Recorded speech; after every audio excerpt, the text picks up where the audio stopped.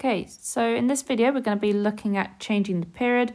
And this is specifically when we have y equals sine cx or y equals cos cx. So to start off with, 360 degrees, that's my normal full period for my cosine wave. And so when it gets back to that 360, I'm back to a value of 1. Now let's take a look to see what happens if I deal with y equals cos 2x. Now, if I wanted it to reach back to that value of 1 again, at 360, that's where it hits the 1. So I want the bit in the bracket to become 360. So 2 times 180 is going to give me that 1.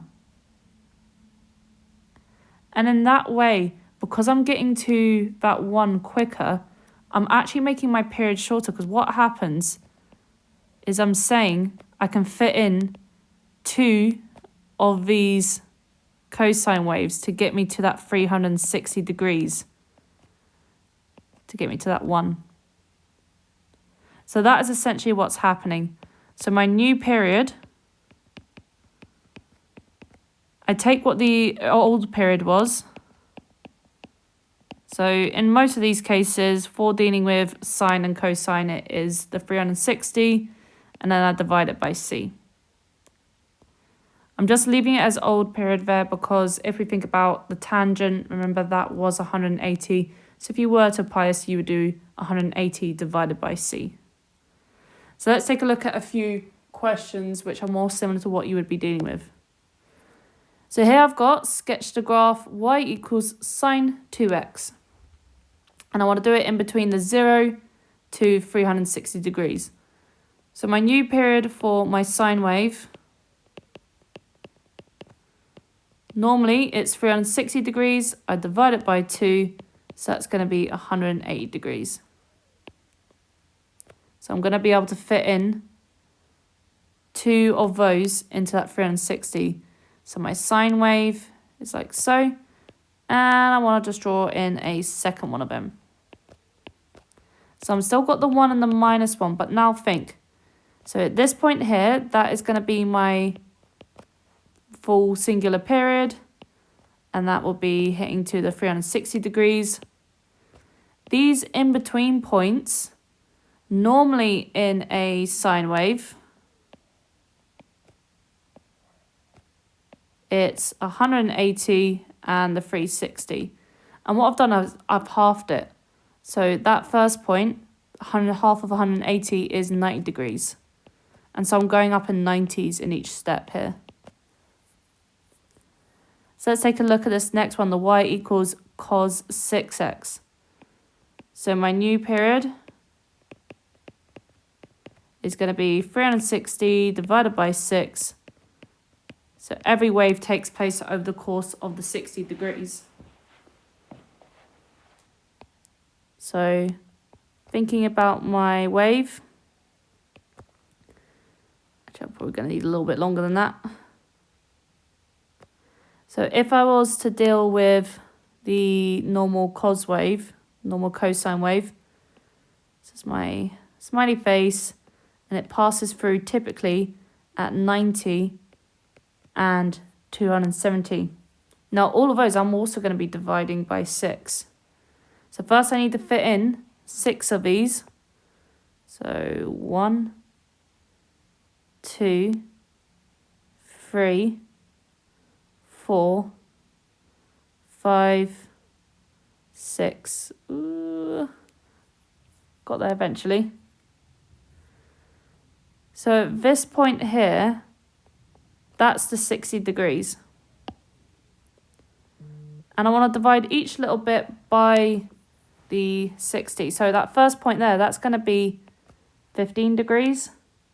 And then 270 divided by 60, that is going to get me up to 45. And as we can see, I'm going up in 30s. So that's continuing all the way along. Typically though, they often ask you to sketch these with a sort of a smaller interval. It might even say from 0 to 60 degrees. Sketch this graph. And it's got a maximum at 1 and a minimum at -1 still. And that goes on and on. So I just keep adding the 45. So let's take a look at this next one here. So here I've got y equals 5 cosx. So now I've got multiple steps happening.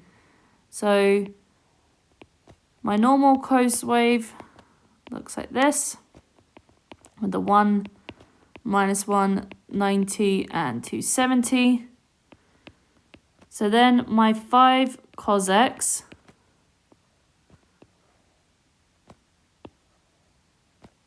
that's a 5, and that's going to be -5, then the 90, and the 270. But then the 2x means I'm going to have 2 of these waves occurring, and my period, the length of one of my patterns is 180. So that's 1, and that's 2. And halving these, it's going to be 45, and that'll be 135. That'll be 225, and then I would have 315. So just going up in those 90-degree intervals with a minimum and a maximum of 5 and -5. Okay, so this next one here, I've got y equals minus sine half x. So to start off with, that's my sine wave. So 1 -1, that's 180, 360.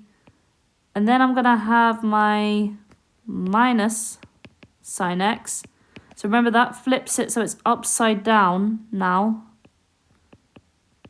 180, the 360, with the 1 and the -1. Now this time, the thing I need to keep in mind is when I divide by 2, for instance, when I've got 2x, I'm dividing the 360 by 2. But here I've got a half. So my new period, if I was to take the 360 and divide it by 0.5, that's actually going to double it. So it turns in 270 degrees. So actually what's happening now is that it's taking longer, this shape. And so I'm going to double all the points it normally passes through. So that 180, doubling it, is going to take it to 360. So all I can manage in that interval is just that first half. And that'll be the -1 there. Okay. So let's take a look at these ones here. So I've got the following graphs show the function y equals a sine cx and y equals a cos cx. State the value of a and c. So to start off with, our a is quite nice and easy in these ones because they're not going to get shifted up and down. I've got that distance of 4 from the middle to the top. So a is just going to equal 4. Now for this one here, this one's a reduced interval. We've only got a little bit of the entire thing. So it would probably help to draw out your cosine wave so you can see what should the intervals be normally. So normally it's 90 and normally it's 270. So you've got to think to yourself, right, what have I done to get from 90 to 9? And what have I done to get from 270 to 27? Well, all that's happened is that the thing's been divided by 10. So that means C equals 10. Next one here, distance from the top to the bottom, that's going to be 20, and it's the same down here. So A equals 20. And then my C, this is another way to tackle these ones. If you do have the full 360 degrees all the way across, count how many waves fit in it. So we've got 1, 2, 3, 4. So that means C is 4. So those are two different ways to tackle the questions. So I've got two more examples of that. So let's take a look at this one here. So I've got question 3. Firstly, my amplitude there is 8. So that means A is going to equal 8. And then my C for this one. So this time, again, I might want to quickly sketch out my sine wave, see what's happened from the original. Normally I go through at 180 and 360. So I've gone from 180 to 60 and 360 to 120. And from this one here, I've divided it all by 3. So that means C equals 3.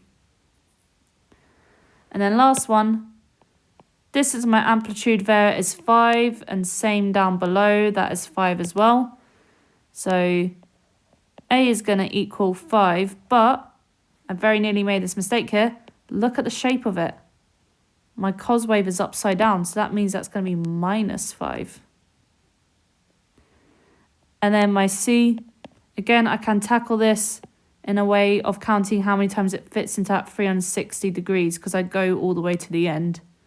So it fits in once and it fits in twice. So that means C equals 2.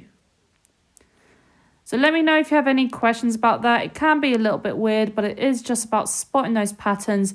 And the more familiar you become with your sine wave and your cosine wave, the easier it will be to spot, right, this is how it's changed. So good luck with the work. And yeah.